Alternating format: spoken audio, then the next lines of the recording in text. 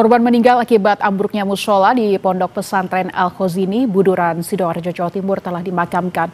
Maulana Alfian Ibrahim merupakan santri tingkat sekolah menengah pertama di Ponpes Al-Khozini.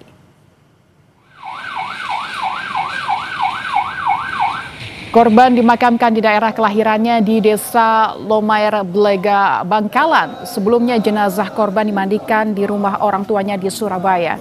Maulana Alfian Ibrahim diketahui baru 4 bulan masuk Pondok Al-Khozini, Buduran, Sidoarjo, Jawa Timur.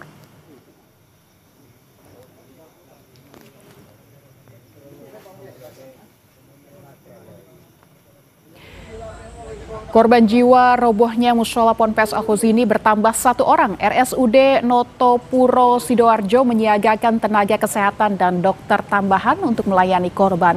1 korban meninggal dunia atas nama Muhammad Masudul Haq asal Madura. Almarhum tiba pagi tadi di rumah sakit, sempat mendapat perawatan sebelum mengembuskan napas terakhir. Data sementara ada 40 korban robohnya musola Ponpes yang dirawat dengan rincian 1 orang meninggal, 9 orang dirawat inap dan sisanya rawat jalan.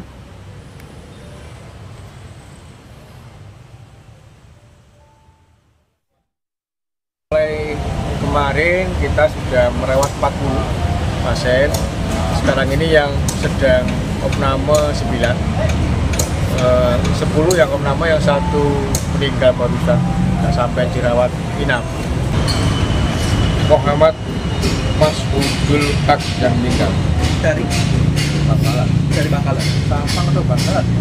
Muhammad siapa Pak? Muhammad siapa? Muhammad Masudul Haq. Asal Madura Pak ya? Madura. Untuk mengetahui informasi terkini, kita sudah terhubung dengan jurnalis Kompas TV Kika Madona dan juru kamera Silmi Ardiantovani di Pondok Pesantren Al-Khozini, Sidoarjo, Jawa Timur.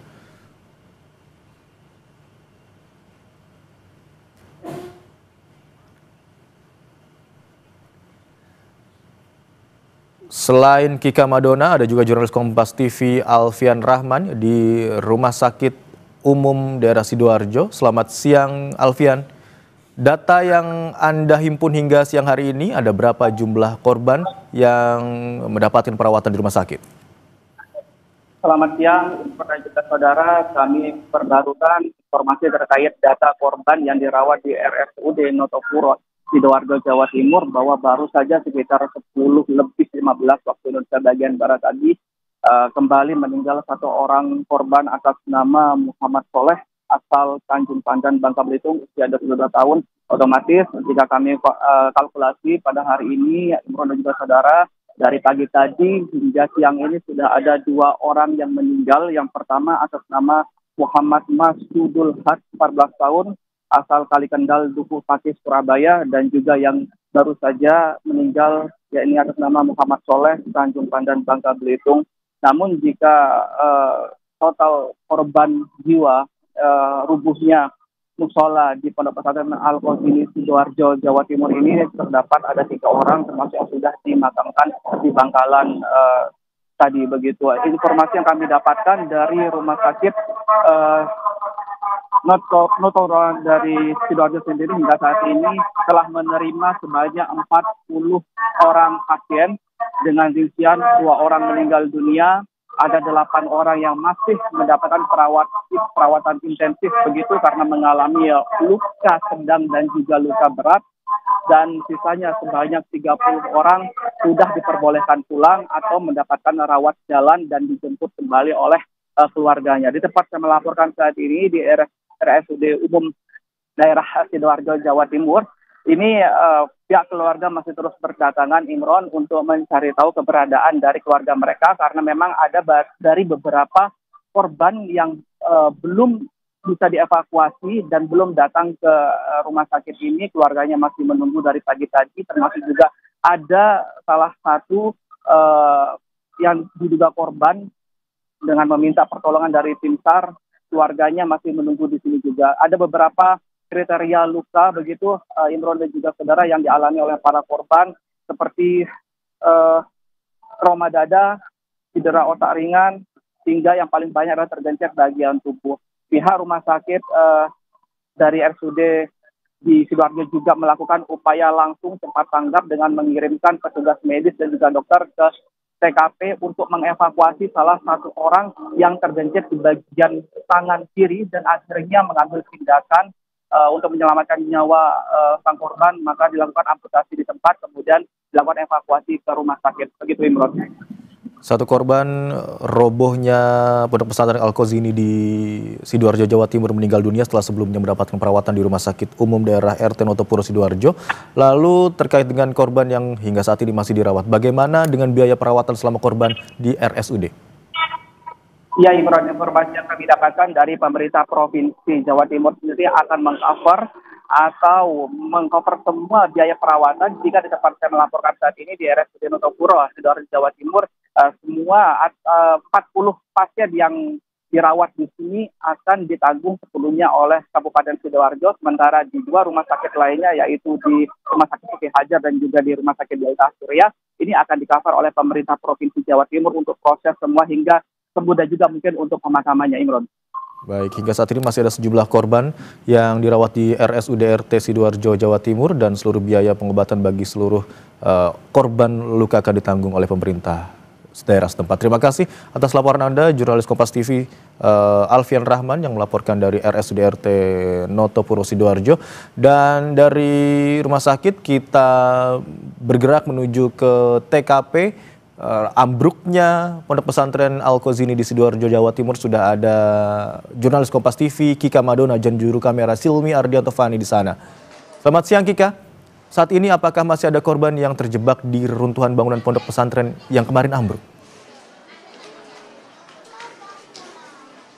Ya, Imron dan juga saudara, kalau berdasarkan informasi yang kami terima dari Sekda Prof Jawa Timur atau Sekretaris Daerah Provinsi Jawa Timur, Adi Karyono, yang tadi sempat kita wawancara pada saat breaking news Kompas TV, ini menyatakan bahwa saat ini upaya untuk evakuasi juga masih terus dilakukan dan juga pencarian korban.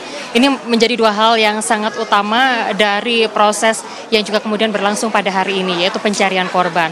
Dan hingga saat ini untuk proses pencarian korban ini tadi juga sempat disampaikan oleh Adi Karyono bahwa untuk korban yang sudah teridentifikasi berada di lokasi atau sudah ditemukan lokasinya, yaitu sebanyak 12 orang korban. Di mana dari 12 orang korban tersebut 7 diantaranya dinyatakan selamat, sehingga saat ini upaya-upaya untuk memberikan logistik seperti bantuan air minum, lalu juga kemudian bantuan oksigen ini juga masih terus dilakukan, sekaligus untuk memastikan bahwa kondisi korban cukup baik. Dan juga saat ini dari tim SAR juga kemudian melakukan upaya-upaya seperti mencari jalan begitu untuk kemudian melakukan membuat jalan untuk memudahkan mengakses ke lokasi dari masing-masing korban, sehingga upaya-upaya tersebut yang juga kemudian dilakukan. Tadi kami juga sempat mendapatkan informasi dari kepala dari tim SAR yang dari Kota Surabaya yang juga kemudian bertugas pada hari ini, yang menyatakan bahwa saat ini jika dilihat dari struktur bangunan masih belum cukup aman untuk dilalui oleh warga, sehingga untuk hari ini warga yang juga kemudian ingin melihat langsung ataupun anggota keluarga dari korban yang juga kemudian ingin mendekat langsung, melihat langsung bagaimana situasi di tempat kejadian perkara, ini tidak diperbolehkan untuk masuk ataupun mengakses lokasi, yaitu di Pondok Pesantren Al-Qazini Sidoarjo, Jawa Timur, karena dikhawatirkan akan kondisi bangunan yang masih belum sepenuhnya stabil, sehingga hal tersebut dikhawatirkan akan membahayakan untuk warga setempat maupun untuk anggota keluarga yang juga kemudian ingin melihat langsung untuk proses evakuasi yang sedang berlangsung pada siang hari ini. Sementara itu, saudara, update informasi yang kami terima pada siang hari ini, total jumlah korban yang juga sudah ditemukan oleh tim SAR hari ini yaitu sebanyak 102 orang korban, dan langsung dibawa ke 4 rumah sakit yang ada di wilayah Sidoarjo atau Kabupaten Sidoarjo. Di antaranya adalah di Rumah Sakit Siti Hajar, RSUD Sidoarjo, dan juga RSUD Delta Surya yang ada di Sidoarjo, Jawa Timur ini untuk mendapatkan perawatan secara intensif.